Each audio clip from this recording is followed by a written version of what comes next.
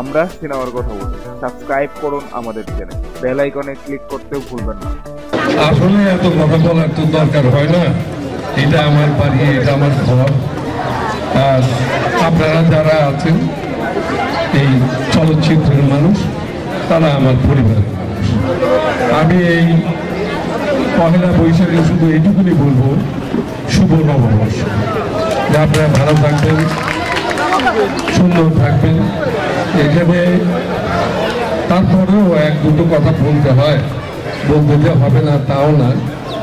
যে যখনই এই পয়লা বৈশাখ আসে তখনই 2001-এর কথা মনে পড়ে, যে রমনা বটমূলে যে বোমা হামলায় আমাদের বহু মানুষের জীবন গিয়েছিল, 100-র উপরে মানুষ আহত হয়েছিলেন।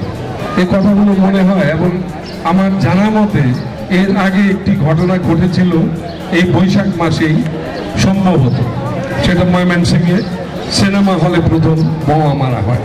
এর মানে আর্ট কালচারকে ধ্বংস করে দেওয়ার একটা চক্রান্ত ছিল। এই যে পয়লা বৈশাখ, এটার কিন্তু এমন কোনো জিনিস নেই যে ইন্ডিকেট করতে পারে যে এটা ধর্ম, বর্ণ বা এমন কিছু। এটা হলো অসাম্প্রদায়িক একটি অনুষ্ঠান। মানে বাঙালি মাটির নিচে দেখলেন, মাটিটা যে ওখানে ভালো করে তাকালেই দেখা যাবে বঙ্গবন্ধুর চেহারা। বঙ্গবন্ধু না থাকলে আজকে এই অনুষ্ঠান, এই যে সারা বাংলায় আমাদের কাছ থেকে ধান নিয়ে আমাদের পাশের দেশে এখন পয়লা বৈশাখ করে। এই পয়লা বৈশাখ আমাদেরই।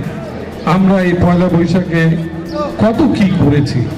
এই যে নাগরদোলার থেকে আরম্ভ করে কত সুন্দর সুন্দর অনুষ্ঠান গ্রামে গঞ্জে হয়।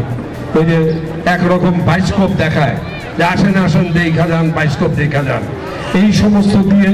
এবং প্রতিটি জায়গায় যেমন মুরগি, মুড়ি, আরো অনেক কিছু, গুড় এবং গুড়ের তৈরি অনেক কিছু বিক্রি হয়।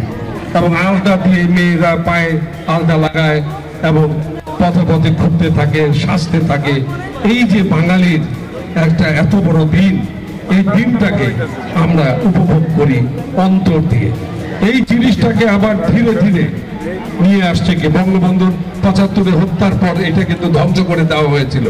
এটাকে আবার ফিরিয়ে এনেছেন আমাদের প্রাণের প্রিয় নেত্রী শেখ হাসিনা। আর আপনারা জানেন যে আমাদের নেত্রী এই দেশটাকে সোনার বাংলা বানাতে চান। বঙ্গবন্ধুর স্বপ্নের সোনার বাংলা। এই সোনার বাংলা অবশ্যই আপনাদের থাকতে হবে। এই আপনাদের হাতকে নিয়ে আসেন, আমরা সবাই প্রতিজ্ঞা করি যে আপনাদের হাত, আমাদের হাত, সব হাত যেন শেখ হাসিনার হাত হয়। এই হাত এগিয়ে নিয়ে যাবে আমাদের প্রধানমন্ত্রীকে। এই কথাটি মনে রাখবেন। আরেকটি কথা মনে রাখবেন যে বঙ্গবন্ধুর 100 বছর অনুষ্ঠান, এই অনুষ্ঠানের শুরু বা এই অনুষ্ঠান কিভাবে হবে তার চিন্তা ভাবনা এখন থেকেই কিন্তু শুরু হয়ে গেছে।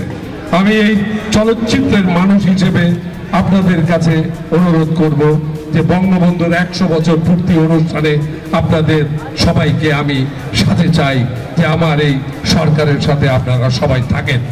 আপনাদের সবাইকে ধন্যবাদ, শুভেচ্ছা। আপনারা আপনাদের ভবিষ্যৎ সুন্দর করবেন এই আশা নিয়ে বা এই আশা ব্যক্ত করে আমি আমার কথা শেষ করব। জয় বাংলা, জয় বঙ্গবন্ধু। আপনারা সবাই ভালো থাকবেন, সুন্দর থাকবেন।